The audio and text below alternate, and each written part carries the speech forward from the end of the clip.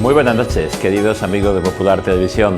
El verano se ha hecho corto o se ha hecho largo, no sabemos, pero estamos ya con el cambio de tiempo, por fin, aunque en algunos lugares, sobre todo en la zona de donde viene nuestro invitado de hoy para este primer programa, estas lluvias de hace unos días han caído mal. Comenzamos esta temporada 14ª. ¿Quién nos lo iba a decir hace 13 años por estas fechas que hoy, 1 de octubre de 2025, estábamos todavía aquí con ustedes? Si comprueban programas pasados, que los tienen todos en YouTube, verán que teníamos menos kilos, menos años, el pelo negro, pero también menos experiencia de vida. Tenemos un gran invitado para hoy, para nuestro primer programa. Pero yo no le quiero presentar con todos sus títulos, libros, etcétera, etcétera, porque me imagino que no es lo que más le gusta. Nuestro invitado es filósofo, es teólogo, es historiador, es lector sobre todo, y sobre todo creo que no me equivoco si digo que lo que ha querido hacer en la vida y quiere hacer en la vida es ayudar a pensar. ¿Me equivoco, Francesc? No, no te equivocas. Yo creo que es la tarea principal de un filósofo. Francesc suscitar el pensamiento. Torralba Rosselló. Sí, señor. Natural de Barcelona, pero que ha recorrido el mundo entero, me imagino. Pues sí, especialmente en los últimos años, sí, sí.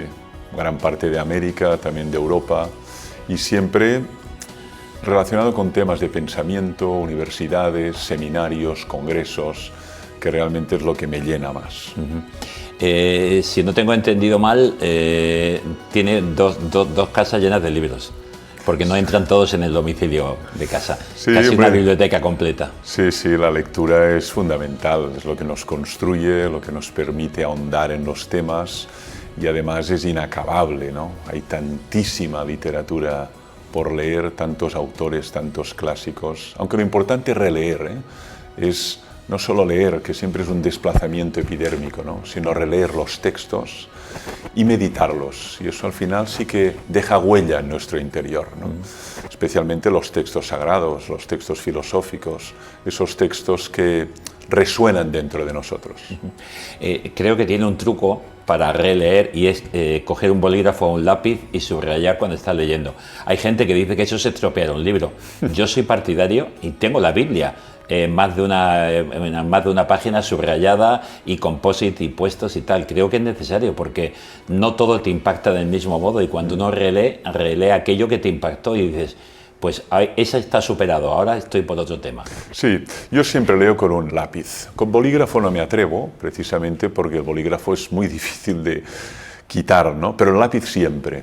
De hecho, no puedo tener un libro si no hay un lápiz que me permita hacer comentarios y además subrayados. Porque luego al cabo de 10 años dices, ese libro había 2 ideas clave, y las recuperas rápidamente para la cita de un texto que estás construyendo, de un artículo, y es un modo de grabar esas aportaciones que realmente te dieron mucho que pensar en aquel momento que lo leías hace 10, 15 o 20 años. Y quizá hoy eso está superándose, o está superado, o está avanzado, o quizá todavía sigue siendo una base para resonar en la vida de la persona, o donde tengo que explicar un día un tema o una conferencia, ¿no? Sí, sí, porque en efecto, ¿no? A veces un libro puede ser muy largo, pero lo que lo justifica son 2 frases, o son 3 ideas, ¿no? Y a veces no, hay libros muy cortos, pero que casi lo subrayarías entero, ¿no? Por ejemplo, yo distingo el ensayo de la poesía, ¿no? El poeta es capaz, en un verso, de expresar una emoción, una pasión, un sentimiento, que el ensayista a veces necesita 20 páginas, se va desarrollando como en un hilo, y en cambio el poeta lo formula de una manera lacónica en un verso de 4 palabras, ¿no? Y eso tiene una hondura que luego le requiere de mucha meditación para que sea realmente asumido en la mente y en el corazón del lector. No solo lector, sino también escritor. Muchísimos temas, muchísimos libros, pero sobre todo de un tema importante, que es la propia vida de la persona, y ocupar la vida en algo importante, en algo necesario, que sea útil y que pueda dejar huella, ¿no? Sí, a mí la cuestión del sentido es quizá la cuestión fundamental, Si leo mi bibliografía, que son más de 100 títulos, pues observo que hay como un hilo conductor que es la indagación del sentido, ¿no? ¿Para qué estamos en el mundo? ¿Qué es una vida plena? ¿Qué es un propósito noble? Y además es una cuestión central en la filosofía. Camus decía que filosofar es responder a la pregunta ¿por qué no tengo que suicidarme? o dicho de otra manera, dame un sentido, una razón para vivir. Y eso me ha interesado mucho, lo he intentado explorar y he intentado expresar mis conclusiones en varios ensayos y libros. Y en la mayoría de los escritos, de libros, de todo lo que Francesc has escrito, sobre todo hay un tema recurrente que es el sentido y es el descubrir que la vida tiene un sentido y que hay que vivirla con plenitud, ¿no? Sí, la pregunta por el sentido es constitutiva de la filosofía. De hecho, no hay gran filósofo que no se haya cuestionado. Y la verdad es que a esa pregunta hay pluralidad de respuestas. También hay vidas vacías, y donde hay una caída en el nihilismo. Y a mí me ha interesado mucho indagar esta cuestión de la mano de pensadores que la han reflexionado a fondo y que tratan de responderla. Y yo creo que hay como un hilo desde mis textos del año 90, 95 hasta ahora, 25, que recorre toda la obra, que es precisamente la indagación por el sentido, el para qué es un propósito noble, qué es lo que merece la pena, dónde poner nuestra energía, nuestra fuerza vital. Lógicamente, pues has tenido que leer muchísimo a Camus, a Sartre y Kierkegaard en el sentido contrario, ¿no? Si no estoy equivocado, tuviste que estudiar o quisiste estudiar danés para leer a Kierkegaard en su propio idioma. Sí, a mí me interesó mucho esta figura, filósofo, luterano, cristiano, que vivió muy poco, 42 años de edad, y me interesó mucho durante la carrera. Y me beneficié de una beca y pude ir a Dinamarca y estudiar danés para poder leerlo en su lengua original. Y de hecho me ha acompañado toda la vida. Es uno de esos filósofos confidente, ¿no? Que te permite tener tus pequeños diálogos, Unamuno decía autodiálogos, ¿no? Y en efecto es un autor muy sugerente, intérprete de la Biblia, y que aborda estas cuestiones de tipo existencial, la muerte, la felicidad, la libertad, el sentido, cuestiones que nos afectan a todos. No hay ser humano que un momento u otro no se plantee estas cuestiones. Y a mí me ha resultado una luz, me ha resultado una luz permanente, a pesar de su juventud, porque 42 años de edad es muy poco tiempo por la magnitud de la obra que construyó. Luego volveremos sobre el tema, precisamente por una de las cosas que ha sido una experiencia dura, pero una experiencia de crecimiento, que es el fallecimiento de un hijo, de un modo violento, rápido, en un instante, en un accidente, pero que también propone de nuevo un cambio de paradigma. Y ahora el sentido, ¿qué? Y la vida, una vida corta, una vida, no, como dice el dicho español, ¿no? No hay que añadir años a la vida, sino vida a los años, ¿no? En efecto, cuando vivimos estas experiencias trágicas, Jaspers diría situaciones límite, es como un movimiento espiritual a nivel de una revolución, de un terremoto, ¿no? Todo se conmueve y es la ocasión para ahondar a fondo en tus convicciones, en lo que te sostiene, y también naturalmente para ahondar más a fondo en el misterio de Dios, en el misterio de la muerte y en lo que podemos esperar, ¿no? Yo entiendo que hay personas que en situaciones de este tipo experimentan cómo se desmorona todo, incluso experimentan una situación de conflicto, de ira, de resentimiento, de rencor, ¿no? Esa es una fase del duelo y es lógico. Y es necesaria. Y es necesaria, ¿no? Pero no es el punto de llegada. El duelo tiene varias fases, ondulaciones, hay rupturas, y yo creo que lo ideal en el duelo es llegar a la aceptación, al aprendizaje y finalmente a la gratitud por ese ser humano que existió, que aportó, que nos dio tanto, porque yo creo que el valor de una vida no está en el tiempo, está en lo que se hace durante este tiempo, ¿no? Es decir, hay vidas cortas, pero que son muy fecundas, Está en la historia de los santos, de las santas, incluso de los místicos. Dice, esta vida fue muy corta, pero ¿cuánto dio, no? Y luego hay vidas largas que son muy estériles, muy parasitarias, o al menos su aportación a priori es cero o muy poca, ¿no? Por lo tanto, el valor no es tanto cuántos años está un ser humano en este mundo, sino que hace con el don que le ha sido dado, que es el tiempo, la vida que le ha sido dada. Por ejemplo, estoy recordando pues, dos vidas cortas, pero muy intensas. Por un lado, Chopin, en la música. Por otro, pues el último de los santos que he llevado a los altares, Carlo Acutis, con 15 años. Sí. Una vida fecunda, una vida intensa, una vida llena. Pues esto también lo que vivisteis en casa con la muerte de Oriol, ¿no? Cuéntanos un poquito esta experiencia, que además es como fruto, como ayuda para llegar a la gratitud, que es el tiempo en el que estás, según dices, viviendo ahora. Pues es el último libro que has escrito y que estos días pasados se presentó en Murcia. Sí, la primera experiencia, y de ahí el título, es la experiencia precisamente de la falta de palabras, ¿no? El título del libro es No hay palabras, porque frente a una experiencia de este tipo, uno se da cuenta que las palabras son insuficientes. Tanto el que quiere consolar no encuentra las palabras, no sé qué decirte, no sé cómo acompañarte, como también para expresar lo que tú vives, ¿no? Tu vacío, la sensación de ruptura, y por tanto se produce una especie de silencio.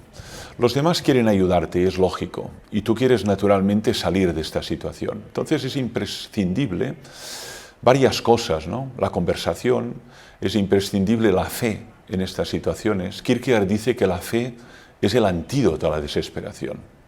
Claro, la fe contiene una promesa, que es la promesa de la vida plena, de la vida eterna, ¿no? En cambio, lo que constatas es la ausencia de ese ser humano, ¿no?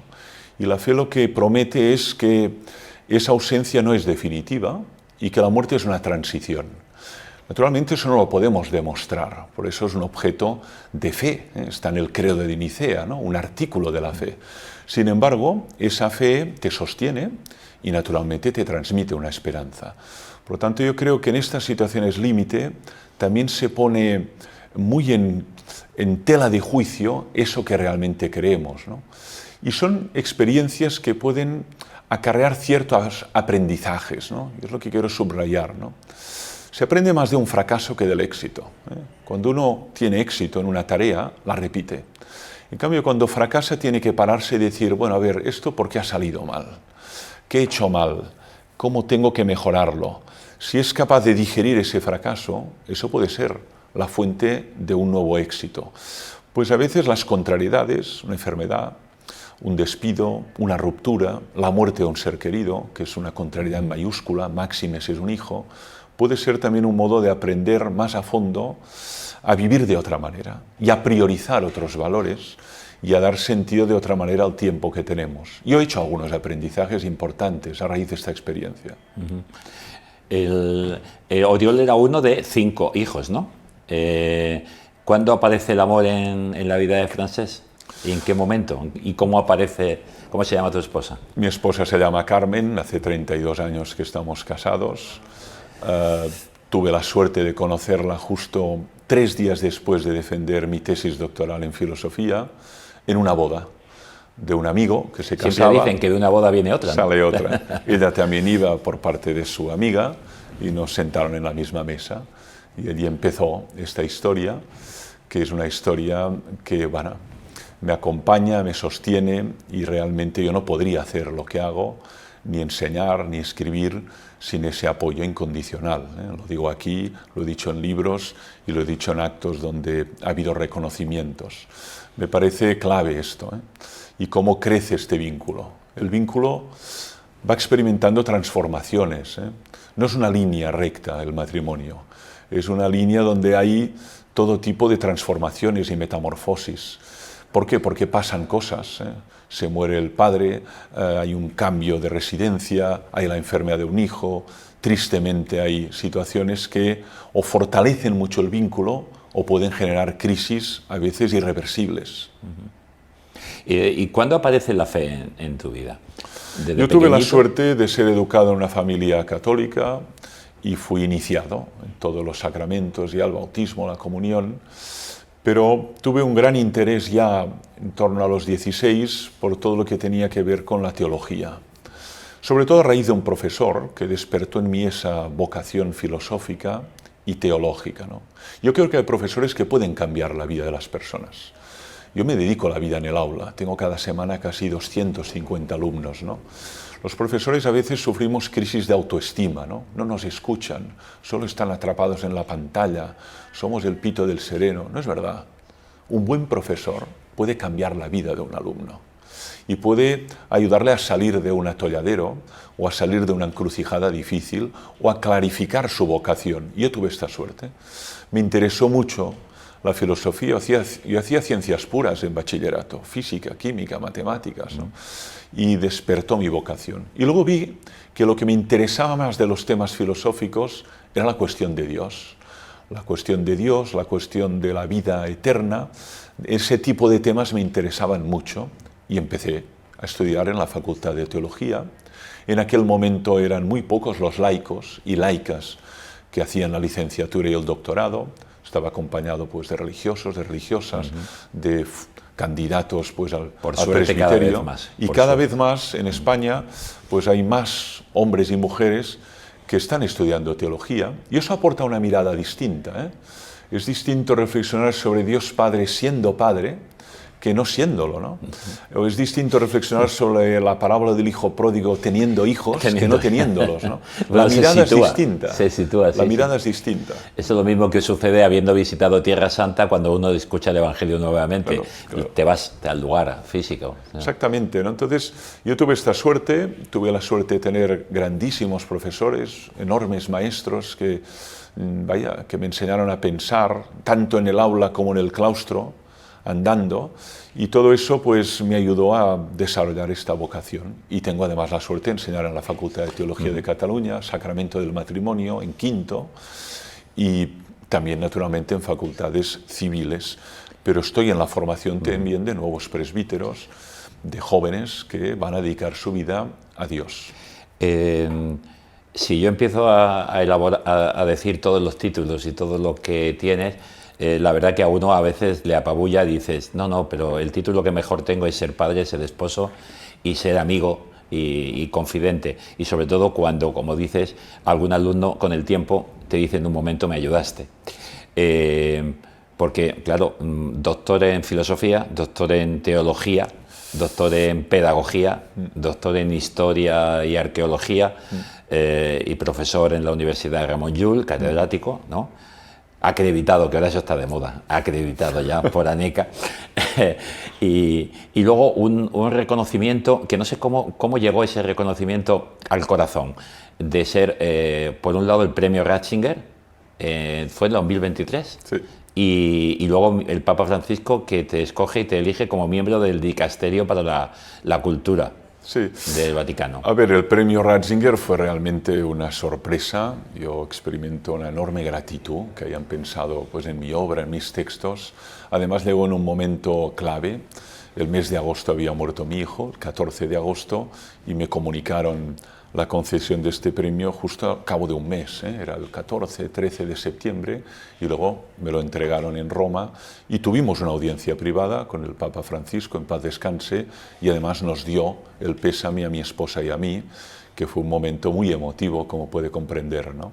Pues fue un premio que realmente estaba completamente fuera de mis expectativas, pero que constituye también un motor, es decir, eso de los premios de reconocimiento son de algún modo nuevas fuerzas para seguir la tarea de educar, de enseñar, de llegar a jóvenes, de intentar comunicar la fe con un lenguaje que sea significativo, que pueda alcanzar a los jóvenes que tienen otro lenguaje, otras tendencias, otros valores, y aquí a veces hay un abismo lingüístico, ¿no? Y respecto al dicasterio, pues estoy desde el 2011, ¿eh? Primero fue Benedicto XVI quien me nombró consultor, y estuve mucho tiempo con Gianfranco Ravazzi, el cardenal Ravasi, y luego ya el Papa Francisco pues, me nombró miembro de ese dicasterio, que también hay muy pocos laicos, y que es un laboratorio de pensamiento de primer orden, ¿no? Asesoramos al Santo Padre en temas que son muy de fondo: inteligencia artificial, cambio climático, las nuevas tendencias culturales, por dónde va el pensamiento. De algún modo, eso tiene que ayudar al magisterio pontificio a desarrollar pues, una encíclica o a desarrollar un sermón o una determinada los desafíos que el tiempo presenta, claro. Sí. Y ya que lo has comentado, un tema y un libro tuyo es Inteligencia Espiritual. Sí. hablamos inteligencia artificial, inteligencia espiritual, inteligencia emocional. Sí. A ver, distínganos un poquito esto, porque creo que es un tema que te apasiona. Sí, me apasiona. Publiqué en el 2010 un libro que es Inteligencia Espiritual. Es el libro que ha tenido más recorrido, 20 ediciones, y que me ha llevado a un montón de países, porque lo que intento defender en este libro es que todo ser humano, más allá de sus creencias, convicciones, está dotado de una inteligencia espiritual que le faculta justamente para algunas operaciones. Una de ellas es la pregunta por el sentido. Eso no se lo pregunta un chimpancé, ni un orangután, ni tampoco un perro, ¿no? Eso es constitutivamente humano, ¿no? Entonces, es algo que nos hace muy singulares, ¿no? Como también la capacidad que tenemos de valorar cómo estamos viviendo, de examinar nuestros actos. A eso antes le llamaban examen de conciencia, ¿no? Tenemos esta capacidad los seres humanos, ¿no? Entonces, a mí me interesó mucho desarrollar, pues, qué es esa inteligencia espiritual, para qué nos capacita, cómo cultivarla y qué beneficios tiene.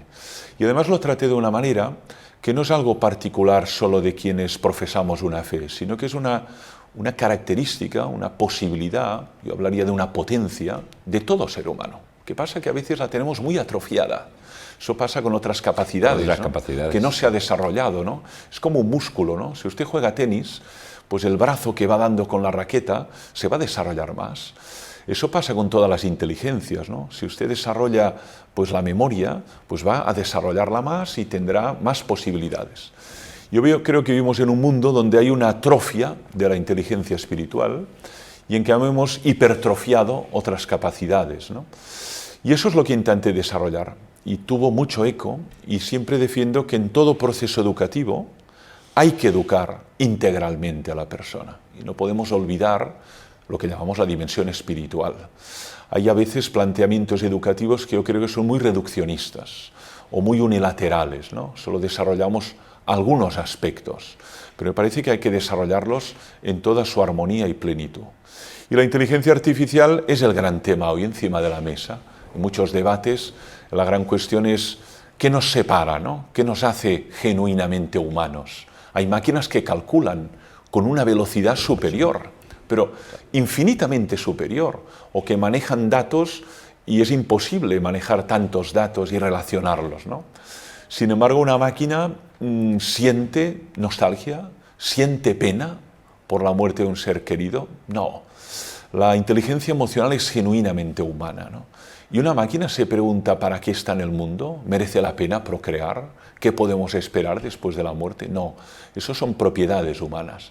Y ahí creo que hay un gran campo de discusión con los primatólogos, tanto los estudiosos de los grandes primates, y también con los que se dedican a robótica, ingeniería, informática, los ingenieros en particular. ¿Hasta dónde llegamos?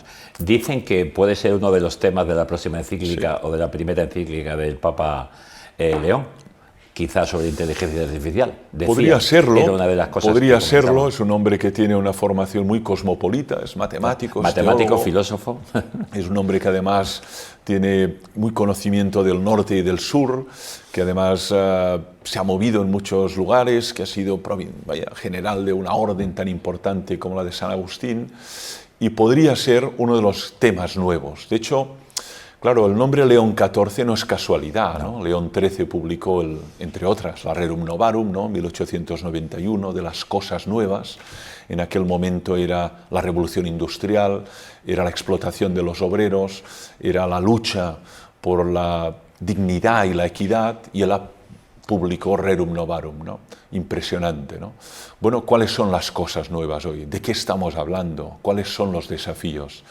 Y la inteligencia artificial es una de primer orden. ¿Cómo la gobernamos para que este instrumento esté al servicio de la persona, de los más vulnerables y de su pleno desarrollo, ¿no? Y no al revés, que sea un instrumento que al final nos secuestre, nos domine, nos explote y nos haga mucho más enajenados y alienados de lo que estamos. Estaba recordando ahora mismo, volviendo a una respuesta que ha dado antes, de cómo las cosas que más nos ayudan como personas, incluso a un profesor. A mí me llegó hace unos días un correo electrónico sorprendente y dije, merece la pena. Muy cortito. fulano, hola Luis, soy un alumno tuyo de hace 2 años, en segundo en psicología me diste clase de teología, ya he terminado. En aquel momento me dijiste una cosa, que no era, sino que estaba agnóstico. Y me hiciste la diferencia entre ser y estar. Dice, ahora creo, y creo firmemente desde hace un par de años. Fuiste quien me abriste los ojos a la fe y a preguntarme cosas serias. Dice, espero que sigas haciéndolo con tantos jóvenes como yo que estábamos en aquel momento ennublados o algo así pone. Eso para mí es mucho más que un premio de un reconocimiento académico.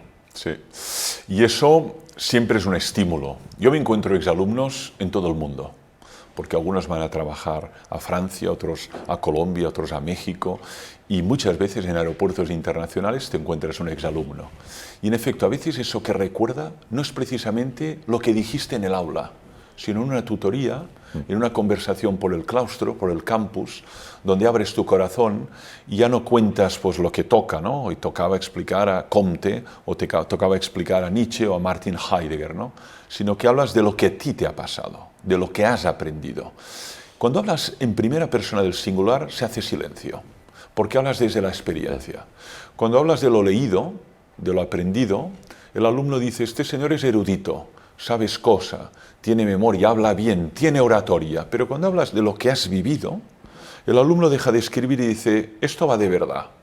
Y eso muchas veces es lo único que cala. De tal modo que toda esa erudición, todos esos nombres, fechas, obras, teorías filosóficas quedan como una especie de niebla y en cambio lo que queda es esa conversación. Yo creo que un profesor tiene que ser muy socrático. Tenemos que interrogar, romper tópicos, deshacer todo tipo de estereotipos, especialmente en materia de fe, en materia de iglesia, en materia del evangelio, ¿no? Nietzsche decía que un instrumento para filosofar es el martillo. Yo lo digo en clase, claro, el martillo permite romper. Luego hay que construir, ¿eh? Y Kierkegaard lo dice, la filosofía tiene que ser edificante o no es filosofía.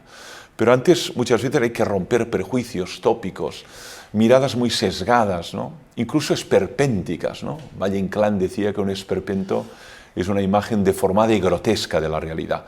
Pues muchos jóvenes tienen esta imagen de lo que es la fe, de lo que es la vida eterna, de lo que es el evangelio. Podemos presentarlo de manera que resulte seductor, atractivo, que entusiasme. Sobre todo provocador a veces, para romperles. Bueno, estaba acordándome de Miguel Ángel, que rompió aquel mármol y sacó al David, ¿no? Él decía eso, estaba dentro, solo había que sacarlo. Sí. Yo les digo normalmente en los primeros días de clase, digo, lo que me gustaría de vosotros no es que aprendáis cosas que yo os cuente, porque están en los libros mucho que voy a decir, sino que pongáis en duda todo lo que ahora pensáis. Porque cuando lo dudéis, lo penséis y lo reflexionéis, si ya no es una duda, no lo será nunca. Pero si te ayuda a cambiar porque te das cuenta que en algo estabas equivocado, cuanto antes mejor. Claro. Vengo a poneros en duda, no a crear. Me decía uno, espero resolver cuestiones de dudas que tengo. Y digo, no, vengo a ponerte más dudas todavía, a que te plantees más preguntas. Y eso, por ejemplo, a mí me interesó mucho Edith Stein, ¿no? Santa Teresa Benedicta de la Cruz. Ella era discípula de Husserl y en el método de Husserl hay una parte que es poner entre paréntesis, es decir, suspender el juicio, ¿no? Todos nuestros prejuicios, imágenes representativas que tenemos de lo que es el hombre, la mujer, Dios, eso de momento ponlo en cuestión, ¿no? De tal modo que puedas ser muy receptivo a lo que ves y no ya que lo mires desde unos prejuicios, desde unos filtros, ¿no? Y eso, en parte, es lo que le permitió a ella hacer un recorrido hasta la conversión. Porque ella, en ese contexto, tenía una imagen de la Iglesia Católica, negativa precisamente, ¿no? Pero ¿qué hizo? Bueno, voy a suspender ese juicio y voy a acercarme con la mente lo más limpia posible, ¿no?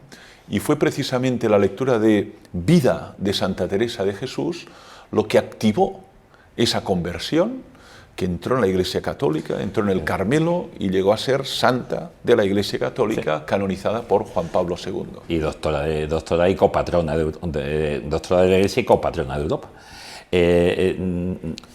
Nuestros espectadores saben que más de una vez decimos que nos falta tiempo. El programa son 30 minutos y hemos llegado. pero es que hay invitados, yo estaría ahora horas y horas hablando con Francesc Torralba, porque es una gozada. Yo les invito a que lean sus libros, a que les escuchen, a que se interroguen, sobre todo que piensen. Pero quiero que la última cuestión pues sea, ¿hay algo que quieras decir en este momento como mensaje final a quien nos está escuchando? Hay mucha gente que sigue este programa. A ver, el mensaje final es que incluso cuando hay contrariedades, adversidades de enorme magnitud, hay que confiar. Hay que confiar en tu entorno y hay que confiar en que no estamos solos, a pesar de que lo podamos experimentar profundamente. Pues no estamos solos. Y queda tiempo para muchas cosas. Es un gran lector, más de 20.000 volúmenes, un gran escritor. Tiene todas las historias y clases, etcétera, pero le queda tiempo para sus hobbies, que es la música, no hemos hablado de ello, la música barroca, ¿no? Sí, sobre todo, y la naturaleza, el pasear, el senderismo, la actividad del deporte, que creo que es muy necesario también para desintoxicar y para ayudarnos a pensar, porque vamos en otras cosas y pensamos, ¿no? Sí, señor. Pues muchísimas gracias, Francesc, que la vida siga sonriendo en todos los sentidos, que este momento de gratuidad que estás viviendo tras aquel momento de dolor y de amargura, pues haya sido ya una superación de una realidad y que nos sigas ayudando con tus escritos, con tus clases y bueno, pues sembrando y pasando, dejando huella, que es para lo que venimos a este mundo. Pues yo creo que es el sentido de la vida, vivir dejando huella. Dejando una huella de luz, si puede ser, en los demás, ¿no? Gracias a ti por la conversación, felicidades por el programa. Muchísimas gracias. Pues ya lo saben ustedes, si quieren cada miércoles, mientras no haya una programación especial, estamos de nuevo en Vidas con Luz. Sean felices y ya saben, a partir de mañana en YouTube tienen el programa. Buenas noches.